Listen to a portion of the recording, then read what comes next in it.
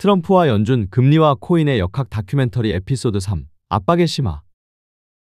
2019년 트럼프의 연준 압박이 전례 없이 거세진다. 금리 인하 요구와 인사 개입 시도가 이어지고 암호화폐와 경제의 불확실성이 교차한다. 2019년이 시작되자 전년도 말 금리 인상 여파로 변동성이 커졌던 금융시장을 달래기 위해 파월 연준 의장은 추가 긴축을 유보하고 관망 기조로 돌아섰다. 그러나 도널드 트럼프 대통령의 연준에 대한 압박은 되레 더 거세졌다. 그는 연일 트위터와 언론 인터뷰를 통해 연준이 금리를 빨리 내리고 양적 완화를 재개해야 한다 는 취지로 목소리를 높였다. 이러한 대통령의 직접적 개입은 이례적인 것으로 과거에도 경제 상황이 나빠지면 대통령이 금리 인하를 은근히 희망한 적은 있지만 트럼프처럼 호경기에도 노골적으로 낮은 금리를 요구한 경우는 없었다. 트럼프는 2019년 봄 연준 이사회 인선을 통해 영향력을 행사하려 했으나 제안했던 후보들 예에 피자체인 CEO 출신의 허먼 케인, 경제평론가 스티븐 무어 등 은 의회와 여론의 거센 반발로 좌초됐다. 인사 압박이 여의치 않자 트럼프는 다시 공개 발언 수위를 높였다. 2018년 가을에 연준이 미쳤다고 한 크레이지거나 미친 짓을 하고 있다고 비난했던 트럼프는 2019년에도 파월 의장을 향해 금리를 올려 경제를 망치려 한다며 불만을 터뜨렸다. 그는 한 인터뷰에서 연준이 정신 나갔다 going loco며 금리 인상을 말도 안 된다고 성토하기도 했다. 이러한 원색적인 비난은 연준의 정책 판단을 정면으로 공격한 것으로 받아들여졌다. 한편 2019년 중반 연준은 결국 변화하는 경제 여건에 맞춰 통화정책 방향을 틀었다. 7월 말 연준은 10여 년 만에 처음으로 기준금리를 인하했고 9월과 10월에도 두 차례 추가 인하를 단행했다. 경기 확장을 연장하기 위한 이른바 보험성 금리 인하였지만 트럼프 대통령은 만족하지 않았다.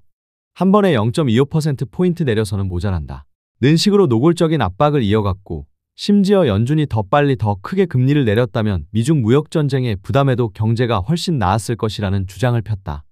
이러한 끊임없는 요구는 연준의 정치적 독립성에 대한 논란을 불러일으켰고 시장에서는 연준이 결국 대통령의 압박에 굴복하는 것 아니냐는 우려마저 제기되었다. 2019년은 암호화폐 시장에도 격동기였다. 비트코인은 연초 저점에서 다시 상승세로 돌아서 6월에는 1만 달러를 넘기도 했다. 글로벌 경제의 불확실성이 커지자 일부 투자자들은 안전자산 대안을 찾기 시작했고 그중 디지털 골드로 비유되는 비트코인에 재차 관심이 몰렸다. 특히 2019년 6월 페이스북이 자체 암호화폐 리브라를 발표하자 각국 규제당국이 반발하고 암호화폐 이슈가 메인 언론에 오르내렸다. 그러자 트럼프 대통령도 7월 트위터를 통해 나는 비트코인과 다른 암호화폐의 팬이 아니다. I am not a fan of Bitcoin and other cryptocurrencies 라고 공개적으로 언급했다.